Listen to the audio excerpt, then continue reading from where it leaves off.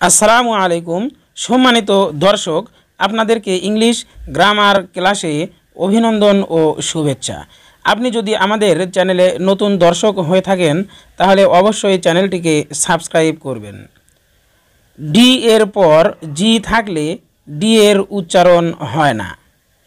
D এর পর জি থাকলে ডি এর উচ্চারণ হয় না, যেমন জাজ এবং নলেজ। এখানে ডি এর পরে জি এসেছে দুই শব্দের মধ্যেই, যার কারণে ডি এর উচ্চারণ হবে না, শুধু জাজ এবং নলেজ উচ্চারিত হবে, ডি বাদ পড়ে যাবে। কে এর পর এন থাকলে কে এর উচ্চারণ হয় না। কে অক্ষরের পরে এন অক্ষর থাকলে কে অক্ষরের উচ্চারণ হয় না, যেমন নু এবং নি। এখানে কে এর পরে এন এসেছে বিধায় দুই শব্দের মধ্যেই কে এর উচ্চারণ হবে না, এন এর উচ্চারণ হবে। শব্দের মধ্যে টি থাকলে এবং টি এর পর ইউ থাকলে টি এর উচ্চারণ চ হয়। শব্দের মধ্যে টি থাকলে এবং টি এর পর ইউ থাকলে টি এর উচ্চারণ চ হয়, যেমন ফিউচার এবং সেঞ্চুরি। দুটি শব্দের মধ্যেই টি এর পরে ইউ রয়েছে বিধায় টি চ হবে। এস এর পর এইস হলে এর উচ্চারণ সর্বদা তালিবেশ হবে। এস এর পর এইস হলে এর উচ্চারণ সর্বদা তালিবেশ হবে, যেমন ক্যাশ এবং বুশ। দুইটি শব্দের মধ্যেই এস এর সাথে এইস ব্যবহৃত হয়েছে, যার কারণে উচ্চারণ তালিবেশ হবে। সি এর উচ্চারণ কখনো ক আবার কখনো দন্তস্ব হয়।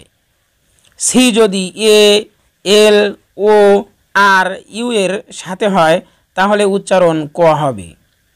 সি এর উচ্চারণ কখনো ক আবার কখনো দন্তেস্ব হবে। সি যদি এ, এল, ও, আর, ইউ এর সাথে হয় তাহলে উচ্চারণ ক হবে, যেমন ক্যান, ক্লাস।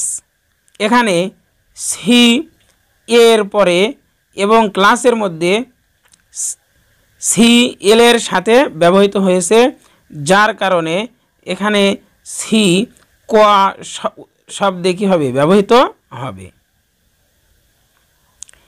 সি এর পর যদি আই, ই, ওয়াই থাকে তাহলে উচ্চারণ দন্তেস্ব হবে। সি এর পর যদি আই, ই, ওয়াই থাকে তাহলে উচ্চারণ দন্তেস্ব হবে, যেমন সেন্টার এবং সেল। শব্দ দুটির মধ্যে সি ই এর পরে এসেছে, যার কারণে ইর পূর্বে সি এসেছে, যার কারণে দন্তেস্ব উচ্চারিত হবে। ডাব্লু এর পর এইচ আর হলে ডাব্লু এর উচ্চারণ হয় না। ডাব্লু এর পর এইচ অথবা আর হলে ডাব্লু এর উচ্চারণ হয় না, যেমন রাইট এবং হু। দুটি শব্দের মধ্যে এইচ এর পূর্বে এবং আর এর পূর্বে ডাব্লু এসেছে, যার কারণে ডাব্লু এর উচ্চারণ হবে না। শব্দের শেষে ই থাকলে ই এর উচ্চারণ হয় না। শব্দের শেষে ই থাকলে ই এর উচ্চারণ হয় না, যেমন নেম এবং কাম। দুটি শব্দের মধ্যে ই শেষে এসেছে, যার কারণে ই এর উচ্চারণ হবে না। কিউ এমনই একটি বর্ণ যে কখনো একা উচ্চারিত হয় না, সব সময় ইউকে নিয়ে উচ্চারিত হয়। কিউ এমনই একটি বর্ণ যে কখনো একা উচ্চারিত হয় না, সব সময় ইউকে নিয়ে উচ্চারিত হয়, যেমন কোয়ালিটি এবং কোশ্চেন। দুটি শব্দের মধ্যে কিউ ইউ এর সাথে ব্যবহৃত হয়েছে, আলাদাভাবে ব্যবহৃত হয় নাই।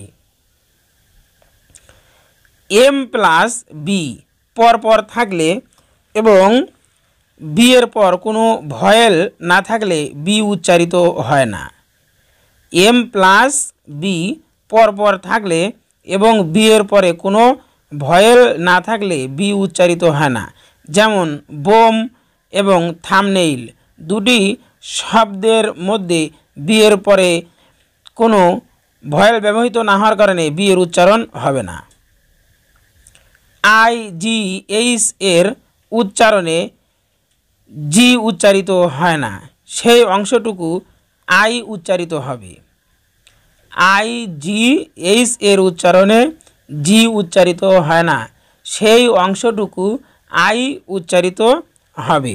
যেমন নাইট এবং সাইট দুটি শব্দের মধ্যে জি এর উচ্চারণ বাদ গিয়ে আই উচ্চারিত হয়েছে।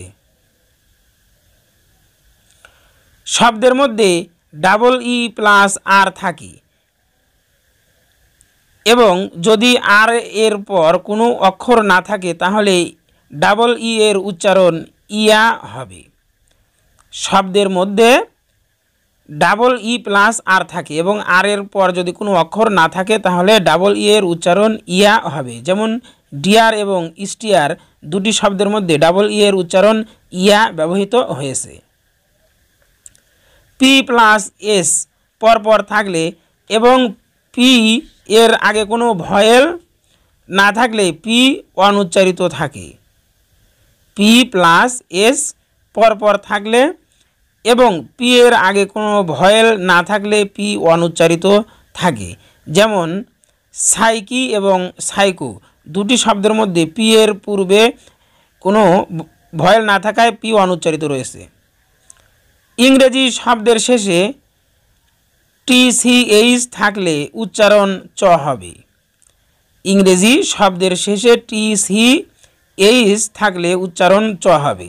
যেমন ব্যাচ এবং ম্যাচ দুটি শব্দের শেষে টিসিএইচ রয়েছে কিন্তু তাদের উচ্চারণ একত্রে চ হবে।